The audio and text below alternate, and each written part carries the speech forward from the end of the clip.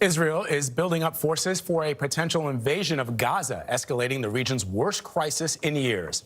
The Israeli military bombarded targets inside Gaza overnight, while Palestinian militants fired more rockets from the territory. This week's attacks have killed at least 8 Israelis and more than 100 Palestinians. Imtiaz Tyab is near the border with Gaza, where Israeli troops are amassing. Good morning.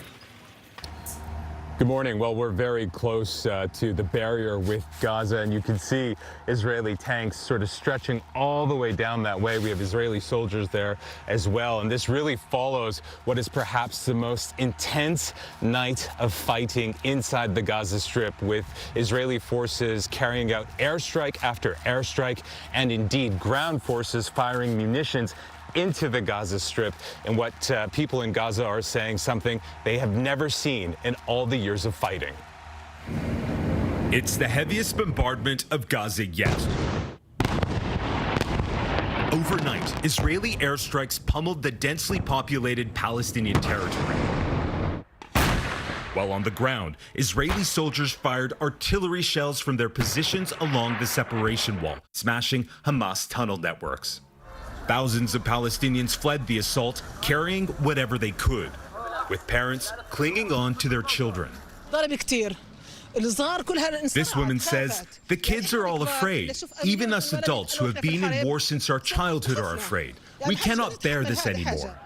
Israel's relentless campaign was clouded with confusion after a military spokesperson told the international media on Thursday that its soldiers were, quote, on the ground in Gaza, then later saying they weren't.